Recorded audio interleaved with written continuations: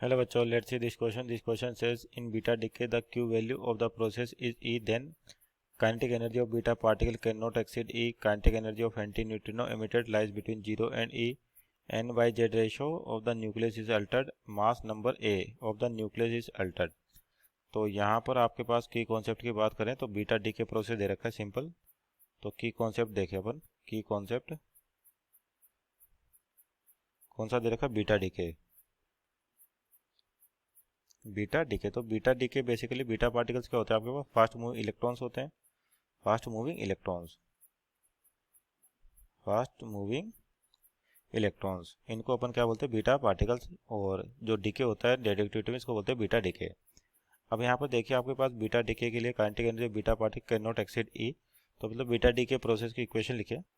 तो आपका जो बीटा डीके दो टाइप का होता है, तो बीटा प्लस होता है आपके पास और एक होता है बीटा माइनस। तो यहाँ पर जो एंटी न्यूट्रिनो की बात कर रखी है, तो यानी कि एंटी न्यूट्रिनो आपको किस में मिलता है? बीटा माइनस में मिलता है। तो इस इक्वेशन लिखते हैं। जैसे सपोज करिए आपके पास कोई भी एटम है, जेड एक्स ए। जेड हो गया एटॉमिक नंबर और ए हो गया उसका मास नंबर। अगर इसमें बीटा डीके होता है तो आपका बीटा डीके कौन सा? Beta minus. तो ये क्या होगा? -1e0।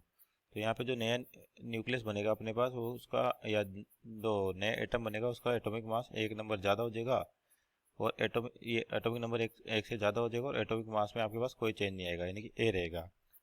और साथ में क्या मिलता है अपने को यहाँ पर? एंटी न्यूट्रिनो और प्लस एनर्जी, जिसको क्यू वैल्यू कहते हैं। तो क्यू वैल्यू बेसिकली इन सभी की समेशन ऑफ एनर्जी को बोलते हैं, काइनेटिक एनर्जी को।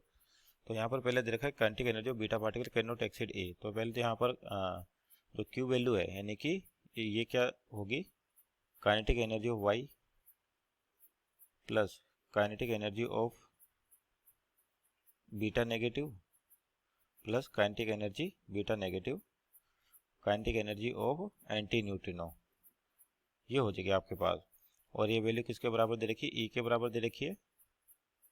तो यहाँ पर पूछ रखा है कि जो बीटा पार्टिकल की kinetic energy cannot exceed E. तो अगर मान लीजिए आपके पास बीटा पार्टिकल ये है बीटा नेगेटिव, तो अगर ये वैल्यू और ये वैल्यू, अगर मान लीजिए बीटा पार्टिकल के पास सबसे ज़्यादा एनर्जी है, तो मीन्स मान लीजिए वाई और एंटी न्यूट्रिनो के पास एनर्जी क्या है? जीरो। तो यानी कि इसकी मैक्सिमम वैल्यू किसके बराबर हो सकती है? ई के बराबर, यानी ई से ज़्यादा नहीं हो सकती। मीन्स ऑप्शन नंबर ए आपका सही है।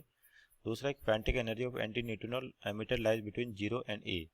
तो अब यहाँ पर जो एंटी न्यूट्रिनो ये, तो इसकी अगर एनर्जी की बात करें मैक्सिमम एनर्जी की, तो ई हो सकती है अगर इन दोनों के पास कोई एनर्जी नहीं है।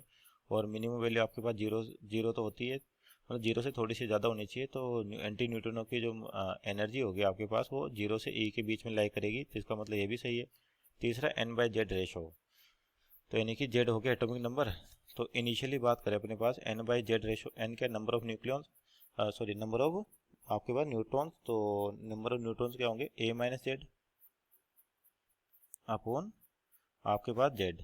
तो ये इनिशियल रेशो है आपके पास, ये इनिशियल रेशो हो गया आपके पास एन बाई जेड का।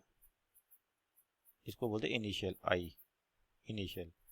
और फाइनल की बात करें तो आपके पास यहाँ पर देखिए ए माइनस जेड, इस बार क्या होगा? ए माइनस जेड और जेड की जगह कितना आ गया? जेड प्लस वन आ गया आपके पास। तो यानी कि आपका एन बाई जेड रेशो ये हो गया फाइनल। तो ये तो आपके पास चेंज हो गए यहाँ पर फाइनल।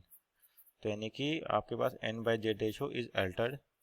तो मीन्स ऑप्शन नंबर सी भी आपका सही है, एन बाई जेड रेशो आपका चेंज हो रहा है। अगला डी ऑप्शन है mass number A of the nucleus is altered. तो यहाँ देखिए मास नंबर के आपके पास कोई चेंज नहीं हो रहा।